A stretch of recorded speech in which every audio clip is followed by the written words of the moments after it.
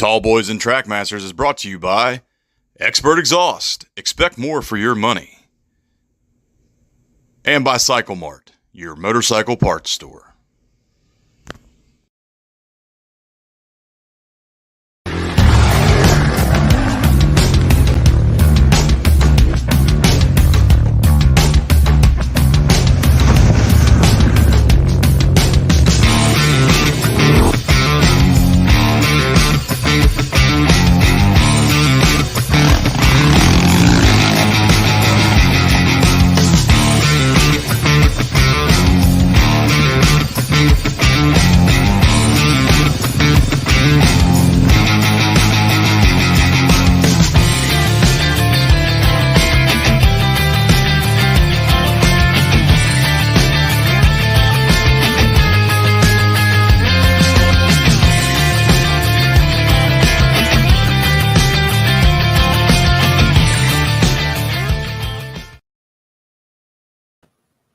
What's going on, ladies and gentlemen, and welcome to episode 32 of Tallboys and Trackmasters. Well, James, let's hear about your big adventure over the weekend. It was definitely an adventure. It's one of those deals where Murphy's Law was definitely prevalent. And it's also one of those deals where I think a bad weekend riding is still better than a day at work. So we woke up, or didn't even wake up. Me and Justin left straight from work on midnight shift. Wow. Drove 3.5 hours down to Logan to what was it, Bear Lake Campground, which I don't recommend. It was kind of a shithole, honestly. Got to Weston. Cabin? No, just a open field. They had cabins available there, but we were just going to tent camp there. Oh, okay. Right beside the road, there was no shade. There was bugs everywhere. It was awful. My exhaust fell off my Jeep in Weston on the way down, so I got to listen to what a Chrysler Town and Country would sound like with straight pipe on it for another 2 hours during the ride. Doesn't sound quite as cool as a straight pipe 4.0, does it? No, it does not. Got to camp, got unloaded, got dressed, ready to go. Went up to the trailhead office and got our permits and everything for Bear Walla. Took up off the trail, got literally to the top of the first hill on the first trail, less than a half a mile into the ride, and the transmission on the KTM decided that it no longer wanted to be a 6-speed and wanted to be stuck in third gear. Tried some little tricks and tips there to try to get it out of third gear, and nothing worked. Luckily, I know we get a lot of slack for being a sissy with the recluse clutch, but that was actually a very nice blessing to have over the weekend. Rode around a little bit, ended up on a trail that we shouldn't have towards the end of the day, trying to get back down to camp, which ended up being a Erzberg rodeo style trail. Hurt my back, just all kinds of fun stuff for the whole weekend. So I'm happy to be home, and hopefully the next trip to Hatfield McCoy will be a little bit more fun, so to speak. How was your weekend? Pretty good. Just took care of some stuff around the around home and didn't get into too much. No, sounds like you had spend a little time, off the bike for a change as season's winding down, and it always sucks to see. It's like my least favorite time of the year because every week that passes is, closer to putting the bike up for 3-4 months. Yeah. Unfortunately, being on basically the 38th parallel where we are here in the United States, riding season comes to a close a lot sooner than we want it to. Yep. I don't know. We still get some warm days during the winter time where we can kind of kick the cobwebs out once in a while. But I mean, I've got a 6-foot tall stack of used tires that, there's got to be at least one front and one rear in there that's studdable. Yeah. I'm looking over here beside me, and I could say the same thing. Yep. Awesome. We appreciate everybody tuning in tonight. We got a pretty awesome episode lined up. It's one that I think is probably going to be controversial to some, just because there's so many different types of bikes and adventure motorcycles out there that have changed the game. And hopefully we touch on what we consider the most influential ones, and the ones that actually even started the game, so to speak. Now, before we preface any of the bikes that we're going to talk about, I would like to touch on the fact of how does the manufacturer determine what they consider a dual sport motorcycle. And I think you have three elements into that. And what you have is either A, they take a dirt model and make it streetable. They put lights, they put blinkers on, they do the bare minimum to make it meet requirements for the street. They actually have a little bit of a budget and completely from the ground up design a specific motorcycle for a dual sport or adventure, something that they haven't built before. And it's a lot of time and money to do that.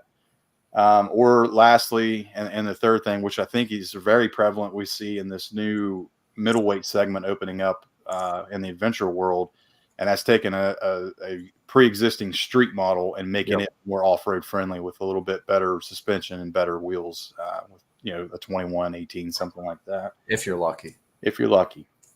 And the thing is, I think every single one of these bikes one is going to fall into one of those three categories that we're going to talk about this evening. You have done most of the legwork this week in researching all this. The email notes you sent me and the bikes that you had in your list were exactly what I would 100% agree with. So Sweet. With that being said, I'm going to let you kind of steer the ship a little bit. Yeah. I'm just going to So, like James said, this is intended to be like a definitive list of the greatest dual sports or adventure bikes or whatever that ever existed. These are bikes that in some way introduced like a new concept or technology to the hobby that's kind of stuck around, ever since. So I did put this in chronological order just for the sake of simplicity. So it started out in 1966 with the Honda Trail 90, which Honda had the little CT90 scooters that they'd produced forever. They noticed that a lot of sportsmen and hunters were buying them because they were lightweight and they could just throw in the bed of their truck and, go bird hunting, what have you. So the dealers communicated with Honda that, the guys were putting knobbies and everything on them, and they came out with the Trail 90, which went through kind of two different generations.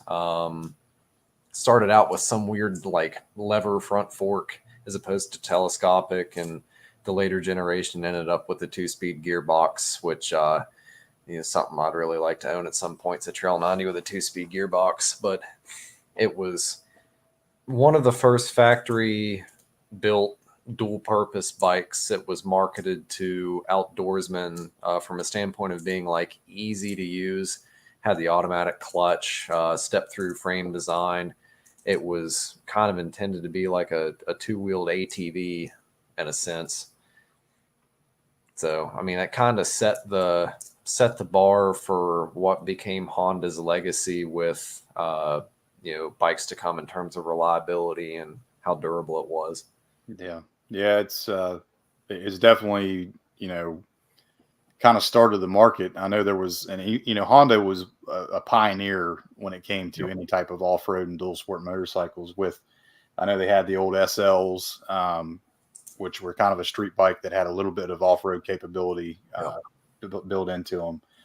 But yeah, man, the Trail 90, what a venerable design, something that stood the test of time. I know they still have what they call it now, the Honda Cub. It's like a 125. Yeah. We're coming full circle from like, fire breathing, trail machines with a license plate back to the simplicity of it.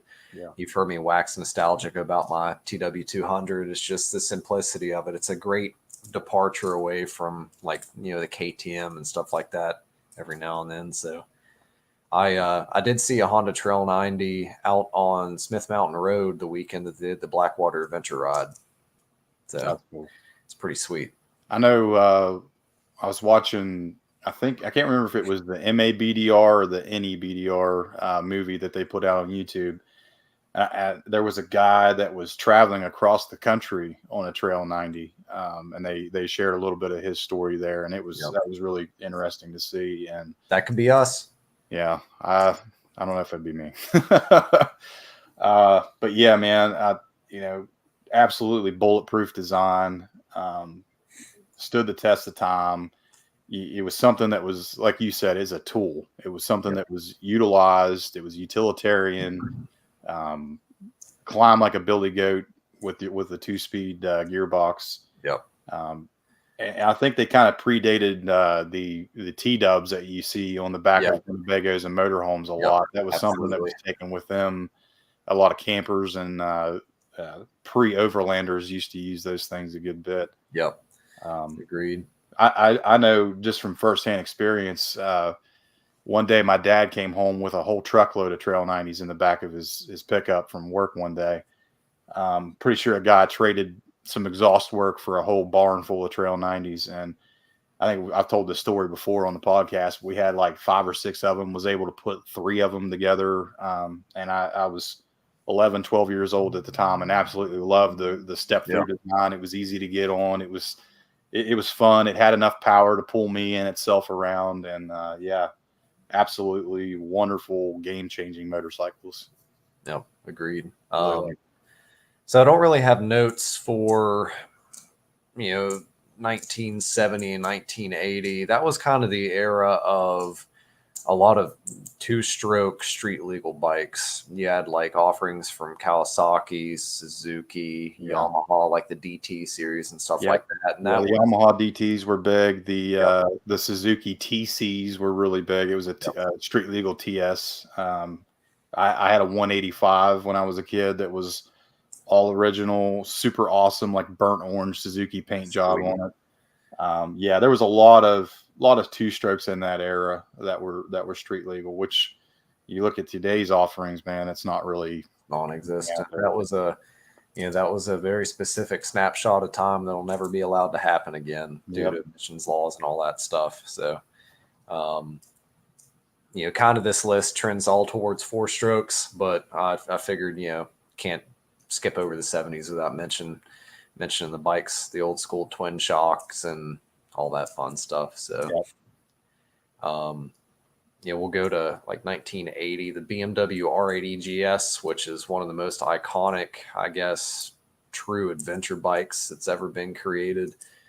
This is one of the first purpose-built adventure bikes. It wasn't necessarily just for off-road, but also wasn't just for touring either. It was supposed to be a bike that could handle both. Utilize a twin-cylinder boxer engine, would allow you to really rack up highway miles if needed. Like I said, the GS continues to this day. It's become synonymous with adventure. Yep, absolutely. Yeah, the entire GS line from top to bottom. I mean, I know BMW vehicles get kind of a bad rap sometimes as far as reliability and parts sourcing and stuff, but it's hard to beat the motorcycles. They really were the first true round the world motorcycle, something that could conquer any type of terrain. And like you said, the GS name is just synonymous with adventure. Yeah, the old school GSs were surprisingly simple too. You had the twin cylinder boxer with push rods. Yeah, I mean, you have the central camshaft. You're not, sweating timing chains and all that stuff. And they were air cooled, simple as can be. I had my reservations about, the BMW GS series until I watched Brian Holmes whip his around and realized, what one of those bikes could be made to do with the right rider.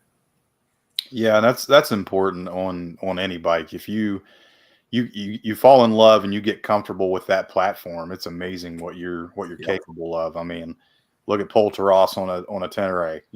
That guy does things that you shouldn't be able to do with a bike, and you find one that fits you and suits you well. And the GS is out there and fits a wide variety of people. And that's another thing I think it's important is, BMW, I think, was one of the first manufacturers to really start listening to their clientele and make a lot of that stuff adjustable to fit a wide range of riders. And their offerings, as far as displacement too, were very impressive throughout the years. And everything from a 400, 450 to up to the big 1350s we have today. So you look at mountain bikes, the sheer variability straight from manufacturer of like 22-inch, 24-inch, et cetera, gravel bikes, the whole the amount of variation they have for ergonomics and, for fit for different riders straight from the factory is something that's completely unheard of in the realm of motorcycling. It's, Yep. If you want to tune it in for ergonomics, you're talking bar risers or higher bars or aftermarket foot pegs, seats. You have to kind of tune it on your own more or less to suit you. Yeah. Yeah. BMW, man, like I can think back into like the mid 2000s when they were offering the 650 GS. So just start with that. I mean, it's a rudimentary, simple Rotax designed engine that's, damn near bulletproof. Nothing's ever going to go wrong with the thing.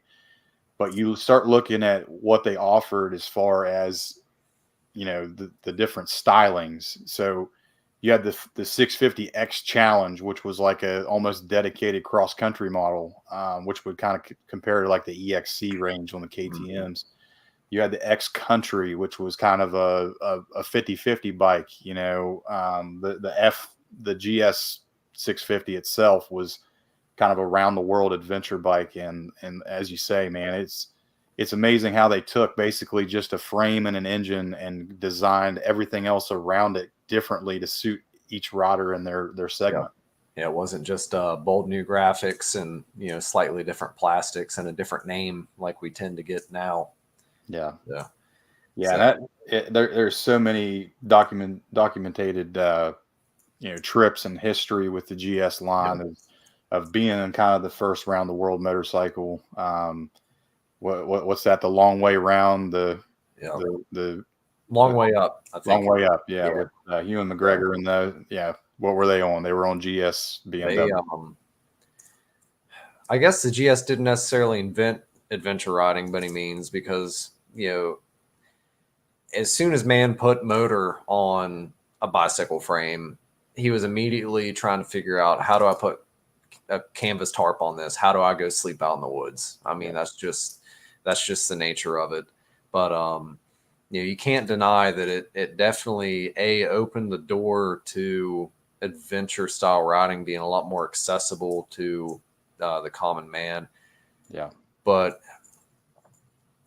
it also kind of wrote the book on what adventure is even today. Yep. Yeah, I agree with that. And you see them out everywhere. I mean, Brian, I can't remember the last time I went to Starbucks and didn't see it. Unfortunately, they do have a little bit of a I don't know what you want to call it, a stigma of being part of the water cooler, white collar guy adventure bike. But I mean, the bike that your dentist buys. Yes, that's very true. It's a bike that commands someone with a lot of money. Yeah. But I mean, even now, like on the used market, I'm starting to see a lot of them pop up, fairly cheap. And it's a great entry tool, being as reliable as they are, to get you out there and get you started on your own adventure. I know I've been seeing a lot of the F800 GSs popping up for sale around here locally. And that's a bike that you kind of look at when it's on a side stand from a certain angle. You're, man, that's a sharp looking bike. I'd really like to try one of those. And then you kind of look at it from a different angle and you're like, oh man, that is an ugly motorcycle. Yep. But the GS line, the entire GS line from BMW, cannot be understated enough about how important and influential it was in the adventure and dual sport market. Yep. So that brings us to the 80s. In 1987, Kawasaki gave us the first gen KLR 650, which in my mind was probably the single most important bike to the world of, I guess, the more dual sport oriented side of adventure, in the sense that it was the front runner for a lot of tech that we, take for granted today. Yeah. For instance, it was, water cooled, factory, single shock rear with linkage. It's one of the most ubiquitous ADV bikes ever created. Everybody recognizes them. Yeah. It was marketed as kind of the everyman's bike. It was made to be affordable and appealing to, working class people that wanted to, say, get out on the weekends or It was great for putting around the farm, going fishing, whatever you wanted to do with it. Yep. You gotta think too that any bike that, well, I mean, the next 4 years will make it 40 years old. Yep. I mean, it's had some updates and some revisions along the way, like anything else. And they still won't fix the doohickey. That's They very still true. won't fix that counter shaft tensioner, but In my opinion, any motorcycle that's been around that long obviously has had a huge impact in the industry and the segment. Yep, I agree. Talking to stuff we take for granted, it kicked off the 650cc segment, which dominated for years and years of like the larger size dual sport bikes. Same with suspension design that we already talked about. An unstressed 650cc engine. Yeah. They're on the heavy side, but in trade-off, you get engines that go 50,000 plus miles without any serious concern for wear or anything like that. And I mean, it was a bike that you could set up to do more or less whatever you want. I've seen a lot of adventure build KLRs, and I've also seen what Nick Hall put his through for years and years. Stuff that a bike that size and weight had no business going up. Yep. So it was exciting. Yeah, it definitely has been around as since Moby Dick was a minnow, as some people say. Yep. But yeah, man, the KLR 650, I mean, it's synonymous with dual sport. There's been we're on the third generation of it now, even though it was killed off for a few years. Yep. I've been around the KLR a little bit. I know that our buddy Ryan Eccles, friend of the podcast, had the father of the KLR 650, which I think was the KL 600. It was a kickstart version of the KLR 650. And it's just a design that stood the test of time. It's rugged, it's reliable. Like you said, I think very important. It's unstressed. It doesn't ask, you're not asking a lot of it. It's meant to pound out the miles, get you where you want to go in relative comfort. And like I said, I've never really been around the KLR a whole lot until I started hanging out with Nick Hall and those guys. Yep.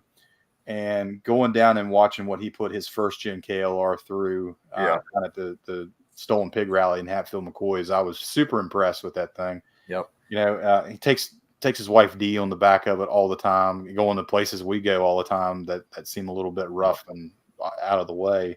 Chad's buddy, being a huge fan of the KLR too, I've been pretty impressed with what he's put his through. And I mean, it's like we said, it's kind of one of the first do it all bikes. Yep. The second gen got a little bit more streamlined, a little bit more smooth, a little more refined. It did gain some weight, and like you said, they didn't fix the doohickey. And then it went away for a few years, and I think a lot of people were kind of thinking that it was going to come back as a parallel twin, maybe a Kawasaki versus Tenere fighter. But it did come back with fuel injection and still even a little more heavier than before. I got to ride Nick's new KLR when we had our bike meet there at Call Cessno's a few weeks back, and I was very impressed with it, just taking it around the parking lot in the street there. I could definitely see that being a very, very good adventure and dual sport motorcycle. Yeah. I'm thinking, more towards in the future, being able to ride two up like national forests and stuff like that. So that's one of the bikes I'm kind of considering. And they're cheap. They've been cheap forever. Parts are cheap. Huge aftermarket support, which are two of the biggest things for me considering, buying a bike. You don't want to be one of the guys that buys one of the old Husky TE610s that you're, scouring the internet trying to find the parts that go wrong so you can have them on hand. Yeah. But, price wise, you could pick up a used first gen for, $2,200 somewhere in there. Yep. And the brand new ones I see out the door, obviously not in West Virginia because our dealers are a little bit insane, but PA and Ohio, I've seen like the fully spec'd out adventure model with the fairings and the pannier racks and everything out the door for, $5,300 with tax and everything. I mean, in this day and age, man, that's unbeatable. It really is something like that. That's why I was excited when it didn't come back as a parallel twin, with a Tenere competitor, because once the Tenere hit, and we will touch on that, everybody expected every bike to be a Tenere competitor after that. So luckily it wasn't. That's why it's affordable to the extent that it is. And one of the comments I see right there real quick, and we'll touch on, the KLR was actually converted into a diesel and used by our military. And we have a lot of experience with that, riding with Mark and his diesel KLR. So that's kind of a catch-22 sometimes, because I think people think, military grade, that means it's very good quality. Well, the military will pretty much use just about anything. It's military grade just means that it met minimum spec and they came in as the lowest bidder. Exactly. But the diesel KLRs, and we won't get too deep into that rabbit hole. Very interesting. Conversions were done by, I think, HDT Designs or something like that. There is one guy who used to work at that company that's still manufacturing parts for those conversions. So, pretty interesting. Oh, yeah. All right, so that brings us up into the 90s. We'll talk about a bike that you've got some personal experience with. That's the Suzuki DR350S. The reason that is on here is because that was one of the most notable instances of a manufacturer taking a dirt-only dirt bike and essentially putting the bare minimum amount of equipment to make it streetable and then putting it on the market. Yeah, the DR350 was marketed at dual sport. I mean, that's what started the term dual sport, was the DR350. And like you said, they took a DR350 off-road bike, put electric start on it, the street legal stuff, and dead reliable single cylinder air cooled thumper motor. And did they have an oil cooler? What's they have an external? Did they have an oil cooler too? Yeah, it's got an oil cooler as well. That time of the sport, the early 90s right there. That's a lot when the true dual sport events were starting. A lot of your big name popular events at the time, they used to have a Blackwater dual sport ride. It did a lot of the same trails as the Blackwater 100. And you look at those old videos, and really, I'd say 80% of the bikes that you see in those old videos are DR350 street and trail bikes. Just a great do-it-all bike. Obviously, my mom has one, and that was kind of the first instance I've been around a DR350. But you get on the thing, it pulls you down the highway at a high rate of speed with very little issue, and it's just a great woods weapon. It really is. It carries its weight well, and it's at the point where it has enough power where it's not holding itself back. It'll get you in and out of situations in a hurry, and it's flickable, which is kind of weird for a early 90s kind of old school technology Japanese thumper. But the way that thing is designed, with the chassis working well with the suspension, it's just a great all-around bike. It's every now and then you get kind of the golden combination of handling characteristics, weight distributions, like the old KDX 200s. A lot of guys are through and through fans of those machines for the same reasons. So very huge fan of the DR. On the topic of the 90s, and you're talking about, that was kind of the birth of, the dual sport rallies and all that stuff. The 90s is some of the absolute best color schemes that have ever been allowed to exist on bikes. I'm not talking about this cowardly stuff they're doing now with like the Yamaha that's got the white plastics and little orange graphics. I'm talking about like obnoxious, like lime green and purple frames, like flame red graphic or plastics, and like weird teal graphics and stuff like that. Yeah. It's something that's obnoxious. Oh, dude, strolling through, or seeing the videos where they're strolling through the pits of like the old Blackwater 100 races and stuff, and just it's pink, it's turquoise blue, it's neon purple, it's yellow. It's just the loudest in your face colors. I mean, hell, look at Tommy Norton, who was the first guy to win the Blackwater 100 on a 125. dude had full on Teenage Mutant Ninja Turtle graphics and Yep. gear out there riding. Too So cool. yeah, the heyday of bike colors. I agree with that. Too cool. So Suzuki gave us another heavy hitter in the segment in the same year. And that is the DR 650, the Bush Pig. Yep. So that was a bike that really expanded on what the KLR had started. It was a step away from the more adventure-oriented KLR, more towards, you know, what a lot of people call like the big dirt bike side of things. You know, it's a reliable, amazingly tough bike. If you have any questions, you can just ask Tom King about his experiences with his DR. And, you know, even in a day and age of highly computerized bikes with EFI, rider aids, and all the bells and whistles, it's still a really compelling option, you know, for people that are in the market. Yeah, the aftermarket support, the base price, you know, the used market still being kind of flooded with them, and really since 1996 they haven't really changed that much. Yep. I know some of the first gen 96, 97 had some base gasket issues, but for the most part those have been taken care of by now. Yeah, just a great all around true 50-50 bike in my Yep. opinion. And that, you know, that's kind of the same deal of a lot of the Japanese 650 bikes. You spend enough money, they can be made to do whatever you want. But the DR is a great starting point for a true 50-50 motorcycle, in my opinion. Yep. It'll eat up the highway miles. It's reliable. Yep. You know, Tom King's got 100,000 miles on his. If you need to know anything about reliability, I mean, there you go. And they had you know, better factory suspension than the KLR, Yeah. thicker, larger diameter forks that were less susceptible to flexing, and, you know, all the goodies. Yeah.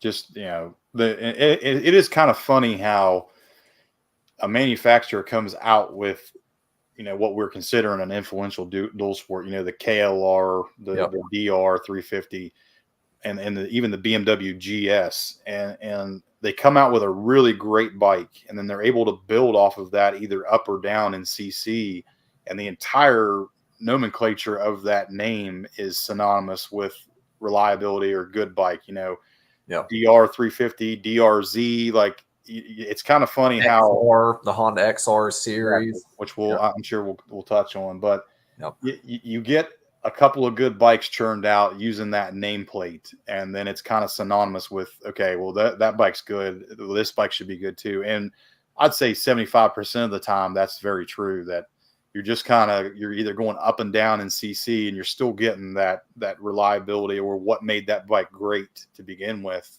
just in a different CC. Yep. Yeah, the 90s, especially late 80s and early 90s, had to have been a really exciting time for, you know, the hobby, because a lot of the bikes that, you know, wrote the book more or less were released like back to back in short order. Absolutely.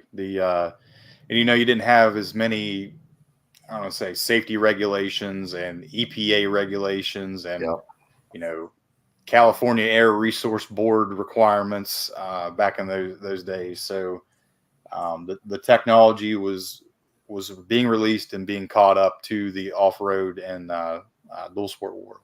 Yep, I agree. Let's go into the Japanese 650, the Honda XR 650L. Yep.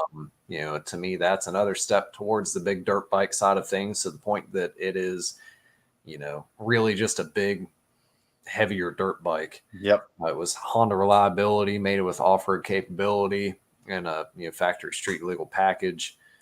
I saw that they had combined the RFVC engine from the 650 Dominator into an XR 600R chassis. Yep. So that is, you know, an instance of taking a more street-oriented motor, or a motor from a more street-oriented bike, and putting it in a more off-road capable chassis and suspension. Yeah. Yeah, I mean, this list is not going to be complete if you don't have all three Japanese 650s on there. I mean, reliable, cheap, easy to maintain, will get you anywhere you need to go. And like I said, they can all three kind of be built to do whatever you want to do. if you don't want to put that much effort into it, I would say, you know, the KLR is more on the street side. Yep. The DR is kind of a good 50-50 middle ground, and the XR is more off-road oriented to start with. But there's so much aftermarket support for those three out there. I mean, you can build them into whatever you want. I mean, obviously Nick has a KLR that will go do anything you want to off-road. The DR, you know, Dad's XR puts countless road miles on. He's got it set up very nice for him for doing some more highway miles. So yeah, the entire XR line from, you know, the old XR 75 back in the, you know, late 70s all the way up until today's 650Ls. Just the entire gamut of the XR line is just synonymous with reliability and just, you know, cheap fun. Yep. Just real simple to operate, easy to maintain, relatively bare bones. You know, just simple machines that we've really kind of started to depart away from in the last couple of years. Yeah, and that's the thing. I think a lot of people clamor all the time as wanting to update these 650s. You know, Kawasaki went away for a little bit and came back with a slightly better motorcycle, in my opinion. But I think if you go to the point to where you want all this new technology on there, you're kind of taking away from what the bike stands for and what it was designed to do originally. So, you know, don't look a gift horse in the mouth. You should still be happy that they're offering the XR 650L still and the DR 650 here in the United States, because overseas you can't get those bikes anymore. Yep. They have, I think, Australia for certain, potentially New Zealand. No new sales like the DR 650, for instance, which over there is a cultural icon in the world of off-road motorcycling in those areas. So luckily in the States, you know, we have kind of the grandfather clause of if it met the EPA regs and whatever, you know, you can continue to produce it. That's why you end up with like the XR. I think the TW200 has been produced since like 1987 or something like that. That's how you end up with, you know, stuff that might not necessarily meet modern emission standards as well as they would like it to, but still continue to be sold. Hey, B&G gets you what you want sometimes. Whatever gets you to Richwood, buddy. Stickers available soon, by the way, on that. Yeah, I can't wait. So the 650L, great bike. Lots of guys in our group, and that's the other thing too. You can kind of look around FDSR and see what everybody's riding, and pretty much everybody in the group has one of these bikes, and they ride it with us regularly. Yeah, I even know Mark Niggemeyer has a Trail 90 he rides around with us sometimes. Yep, diesel KLR and a little Trail 90, so pretty sweet. Are there any other bikes you can think of from the 90s that were a huge, made a huge splash, so to speak? I wouldn't really say anything that comes to mind that made like a definite huge splash in the 90s. I know towards the end of the 90s, you're starting to get into like the early 2000s. I think you're starting to see a lot of what I said earlier, which was the dirt bikes that kind of get, hey, this would make a pretty good dual sport bike. And, you know, the early 2000s, you want to talk about, 99 with the DRZ 400 dirt model coming out. So we've got the dirt model DRZ 400, which was a continuation of the overall design language of the 350. A little bit of additional rake on the front end, some chassis alterations, of course, you know, engine design changes, etc. And then shortly thereafter in 2000 was the DRZ 400 street and trail model. Which, you know, that is one of the most recommended bikes for guys that are not necessarily wanting to do adventure style riding, but not necessarily wanting to do like hare scramble style riding. You're kind of in between, you know. It's got decent suspension from factory. A DRZ 400 forks that found themselves swapped onto a lot of bikes. And that's no joke. Reliable liquid cooled engine, it's reasonable power. The maintenance is simple. It's one of the few modern street legal dirt bikes that doesn't come with high maintenance intervals. Yep. Yeah, like you said, it was designed off of the DRZ 400 dirt bike, which I think kind of found itself as an orphan a little bit. It was going up against, at that time you had, the Yamaha WR 400s, YZ 400s were just starting to kind of hit the market. Yep. And it came on at a bad time to be a legitimate threat in the off-road world as far as a competition model. I know, Team Suzuki used it for a couple of years in the GNCC series and stuff, but it was definitely overshadowed by the Yamaha WR, the KTM 400s and what have you of that style. So it was kind of funny and cool to see how quickly it got transitioned from a dirt model only to a street and trail bike, because I think they didn't really have a choice, because they saw that the writing was on the wall, that it was too heavy and it was too big to kind of compete with those motocross liquid cooled 400s of the time. But like you said, venerable motor, huge aftermarket support, cult following all over. Supermoto guys absolutely. Well, it's hard to find a bike these days that is that size and puts out that much power. That's a supermoto from the factory. They had multiple years where they offered them as a supermoto.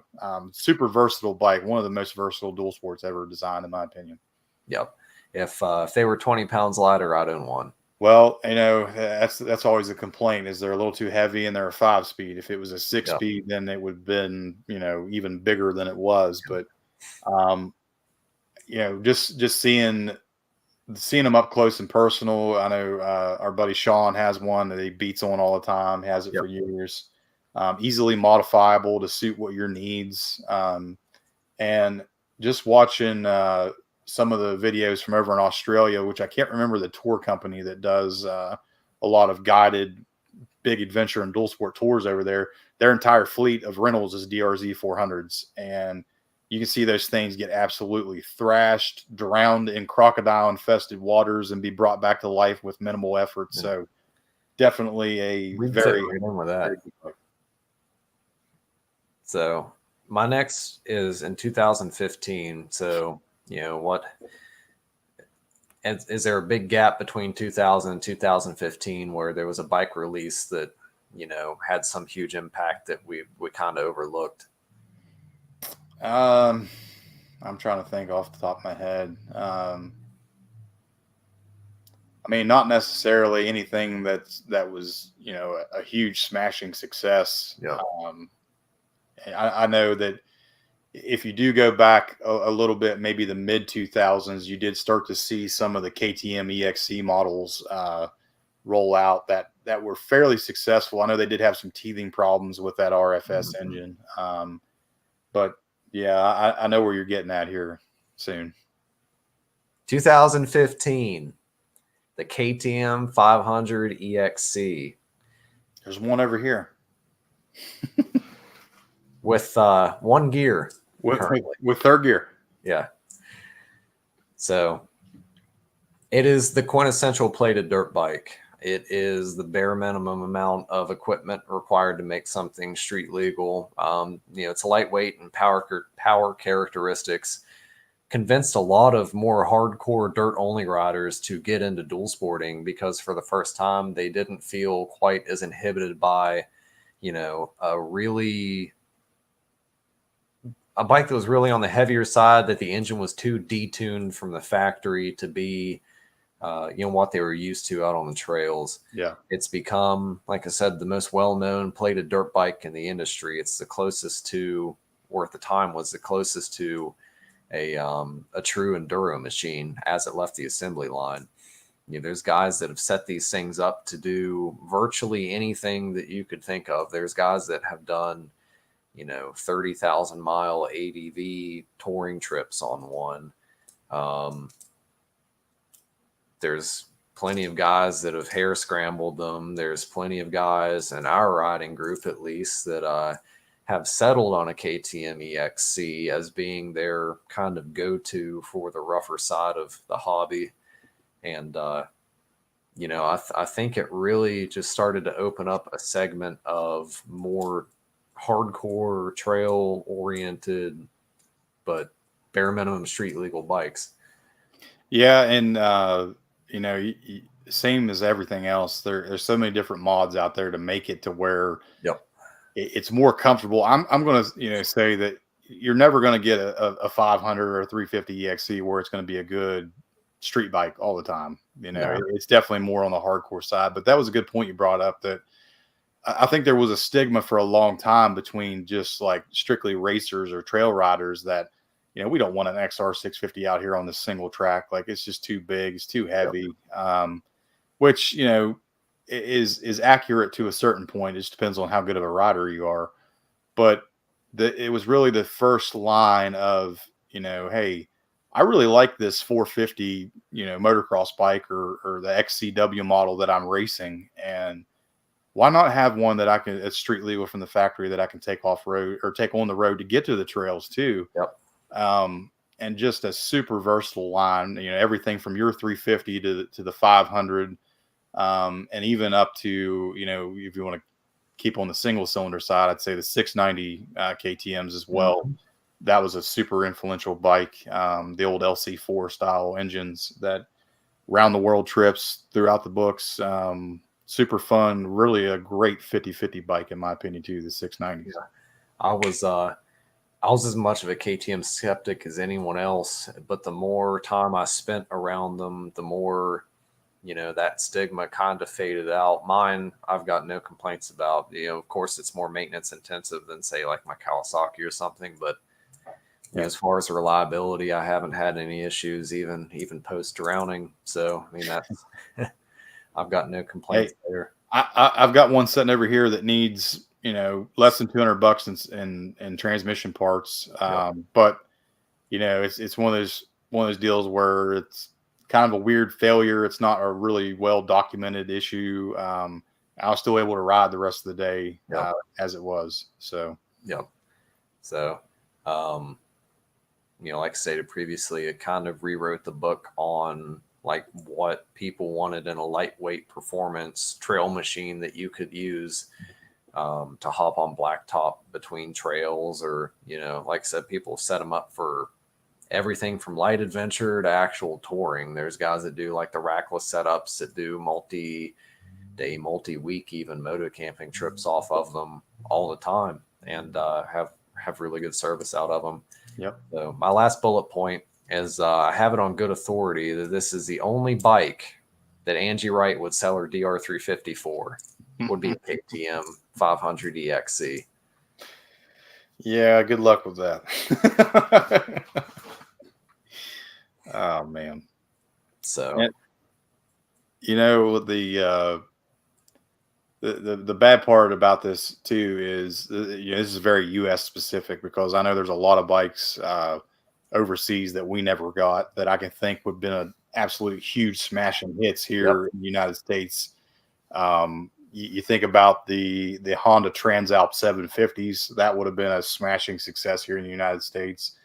The old Tenere 660 Yamahas, and really there was a comment there, I think from Tom, talking about the TT series of Yamaha bikes, which they did sell a little bit here in the United States, which was never really that popular. The other Japanese offerings definitely overshadowed that. But I think if you had the old 660 to 600 Teneres here, back in the early to mid 90s, it would have been a huge success in the United States as well. Yep, I agree. It's just like our 4x4 market. We don't really get the cool stuff over here. We just get whatever the EPA lets us have.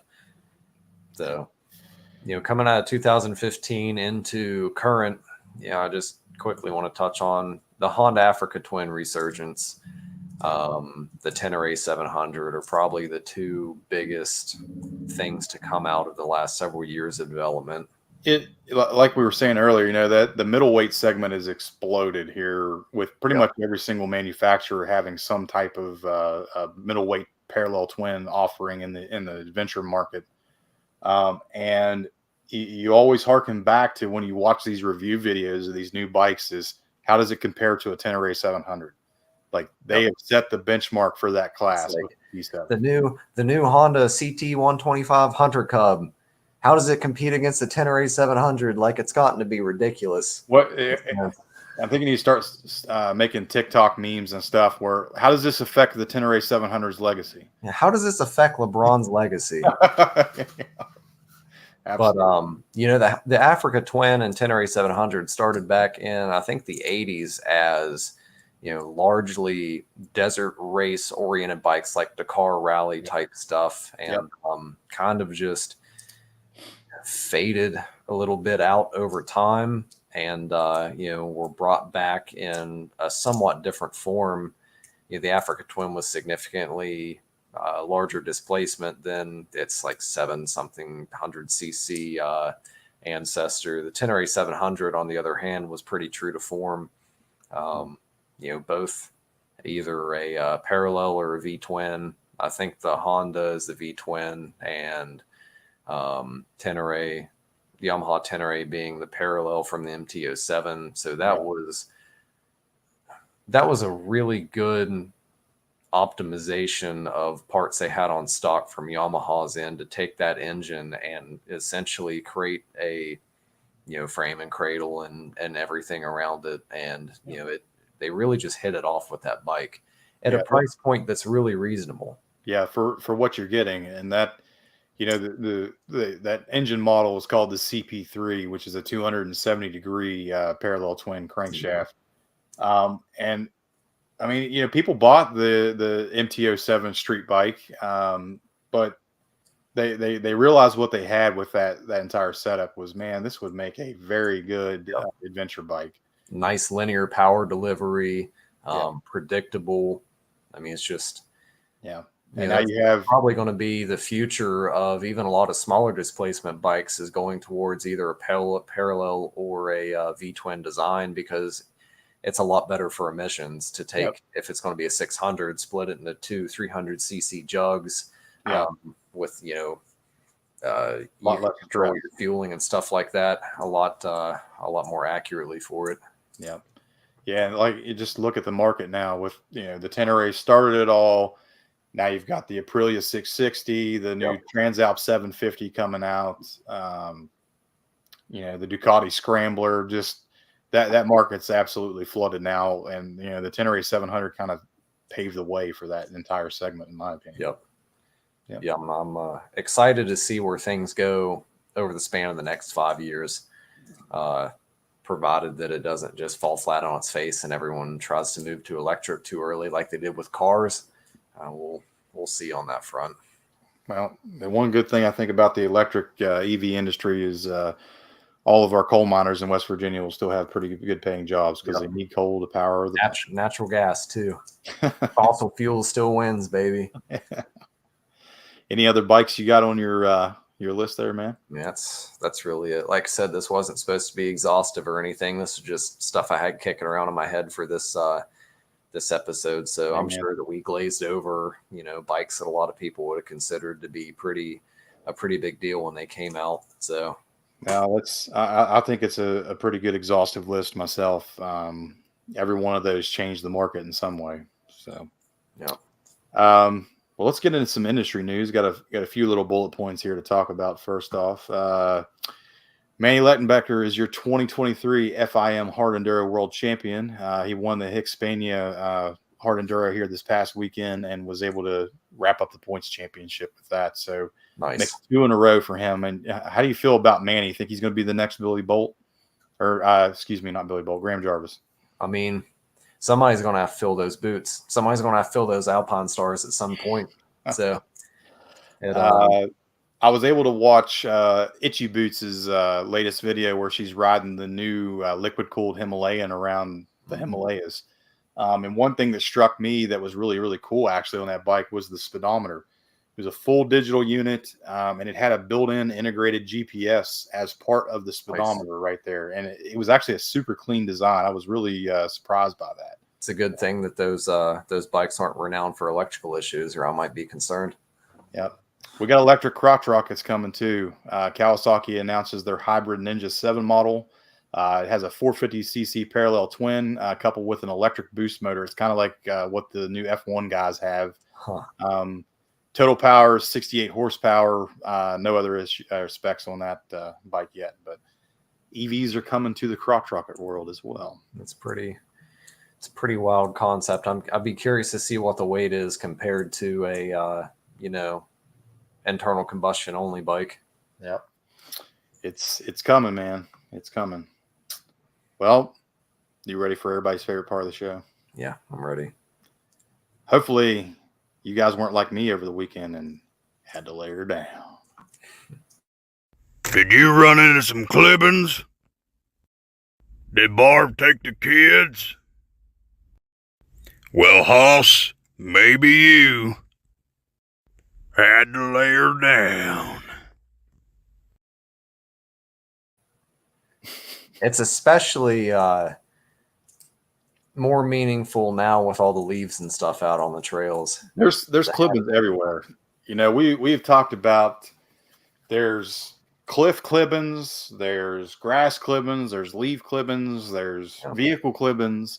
Sometimes the clippings are your buddy that comes to a dead stop right in front of you on a trail and you can't get around them, so you just kind of have your little pile up. Had to lay her down, Hoss. Hey, came out of nowhere. So this weekend or this week's had to lay her down comes with I guess it would be twofold. It would be gravity clippings, air clippings, maybe even some schnitzel clippings, if you want to call it that. So let's go here and play this video. It's kind of funny that it's a 500 EXC too. So this is over in Austria or Germany or somewhere. So we'll let it play, and you guys can see how sometimes gravity and wheelie clippings can get you. Like how you hear the plate scratching the ground. 12 o'clock boys represent.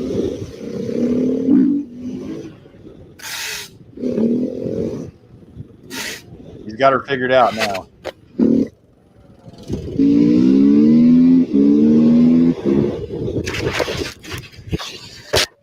Yep.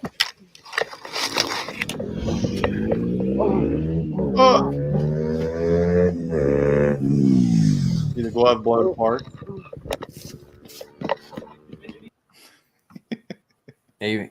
He's got his schedule all messed up. He went straight past noon all the way to 1 o'clock and 2 o'clock, 3 o'clock, and back to 4. On she went. Yeah, I was waiting for the Scheisse. Yeah. You know what I mean? As somebody that has a little bit of understanding of German, I was trying to read the subtitles like as they were going on. I just wasn't quick enough. At the very beginning, he was like, "Man, it's a nice day, nice weather," and then time to lay her down. time to leave some skin on the asphalt. That was a universal noise that he made that goes across any language barrier whenever you have an issue like that, and that's the. Yep. Everybody knows what that means. Yep. Well, let's get into some of these comments we got about tonight's episode, and then we'll get out of here. Let's see here. Tyler Vincent says he's sorry that he missed Hatfields. He was supposed to come down with us there. Ended up the truck he was going to buy wasn't very good. I talked to John Harper, and he said you got something that's a little more reliable now. So we'll catch you on the next one, Tom. Tom says that he doesn't put his bike up for the winter. Well, that's how you get 100,000 miles on a DR. Yep, it's true. Don't put don't put it up. Tom says also the 1977 Suzuki SP 370. The SP line is a good line that Suzuki had out as well. I know the 175 was super popular. Another one of those kind of slightly street-oriented lines that came out and was a little more off-road friendly. The old man says 83 Honda XL 600R. Yep, the Honda XL line was the street line for Honda for their off-road XR stuff. So very influential. Peter Cranenberg. Hey, Peter, how you doing, buddy? For those who don't know who Peter is the guy who raced a T7 in some GNCC events there last year, and super badass. The KLR line is one of the few motorcycles that's been used in military combat operations, which we touched on. Yep. Our buddy Irish George says, yeah, the Tom Asher used to run a KLR for enduros. That you need a wheelbarrow for your balls to do that. Let's see. Tom King said, yeah, Mark Niggemeyer has a diesel KLR. Let's see. Nick Hall says the doohickey has to be done on every gen of KLR. Definitely recommend that. Getting rid of that not very good design balance chain setup. He says they're cheap and hold value. Nail on the head, bud. Let's see. Irish George says that this is referring the military grade we talked about. Says, no, it means the cheapest bidder. Yep. Nick says, talking about the 90s bikes we were talking about earlier, or Barbie bikes. Yeah. I think Malibu Barbie would have rode a early 90s KTM. Greg Blake. Hey, Greg, how are you, bub? The first thing that got me interested in dual sport bikes was seeing a first-gen KLR Barbie bike. I really hope to have a chance to buy one in that livery someday. They're still out there. They are. Let's see. Irish George. Hey, Marcus, are you hearing this? They're talking about the greatest bike ever made, and he's referring to Marcus's DR650, who claims it's the greatest one ever made. Greg says the greatest. It's not the first DR rider I've heard make that claim. That's very true. Irish says that he only wants fuel injection and ABS on stuff. Greg says he's got to do some crunches first before he wrestles that fuel injection and abs. Forget ABS. We're not worried about brakes. We just want a six-pack. We want that six-pack, baby. Our buddy Rob says that back in 1993, he raced a 93 XR 650L in enduros and hair scramble in the Open A and four-stroke A classes. Even won Honda XR contingency with it until Honda's contingency department caught on that it wasn't an off-road model. That's awesome, man. Too cool. Yeah. Tom King was talking about the TT series, which I kind of brought up. I know we actually out of the farm, we have a, I think it's an 86 Yamaha TT 350. Super fun bike, but just wasn't very popular, and there's not a lot of parts available for that thing anymore. Peter Cranenberg also says the Honda CRF 450L maintenance reliability wise is deep roots to the 450X's raced in Baja, handles better stock than the KTM 500 in my opinion. We've been around the 450Ls. I would say that they definitely made an impact just because it was Honda's or Japan's first true kind of attack against the EXC line of KTM's, Huskies, and what have you. And yeah, super reliable if you get a fuel programmer and a pipe put on them. Yep. And ergonomically, they seem a lot better suited for like taller riders, longer legs, longer arms. Absolutely. Versus the 500 KTM. Tom says if KTM would lower the seat height about 2 feet, they would sell a lot more. And Peter also says he agrees he's owned them both. Let's see. Tyler says they've extended that engine now into the R series street bikes too, which I believe he's referring to the Africa Twin. Irish George said the Husky 701. Yeah, you kind of lump that in with the 690s. I think we talked about earlier. It's kind of what they're based on. Peter also says, what about the KTM 990? Yeah, that was one of the first kind of purpose-built true adventure hardcore side of things, twin-cylinder KTMs. Look at Dan Farnsworth. He had a 950 with us there the other day when he got to go ride, which I know the 990 is kind of based on. Super good bikes. That LC4, well, LC8 really being a twin-cylinder. Reliable, been around the world multiple times, great bikes. And last but not least, Lisa says, what about the new Suzuki 800DE? Yeah, I'd like to throw a leg over one. I really would too. I'm very curious about that. That thing kind of come out of left field, honestly. Yeah. Suzuki was kind of known for, hey, if it ain't broke, don't fix it. They've had the RMZ 250 and 450 motocross bikes out that kind of been the same since 2012. The V-Strom, 650, 1000, which I think we could have honestly included in this list as well. That super good adventure bikes. But yeah, that 800 DE, it's got a lot of good specs and a lot of good reviews so far. I'd definitely like to try that thing out. Yeah, I would too. It is surprising to see something new and fresh from Suzuki of all manufacturers. So yeah, I'd like to try one out at some point. Yep. Well, like we said, this isn't the be all end all list. It's just things that we know. Just two dudes drinking on a Tuesday night. It's worth as much as you paid for it. Yeah, which is 0. Yeah. Hashtag we need sponsors. Well, Trevor, I really appreciate you putting that together, man. That was fantastic. Great job on that. Made for a great episode. And we got some more cool stuff coming down the pipe. We'll see what we talk about next week.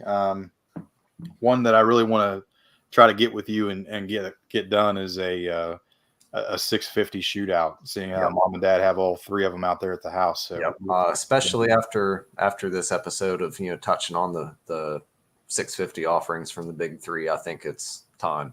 Yep, sounds good to me, man. Well, we appreciate everybody tuning in this evening. As always, we'll catch you again next Tuesday. Grab a tall boy, grab some new Trackmasters for your bike before the end of the riding season, and we'll see you next time. Yep, see you guys. Thanks, man.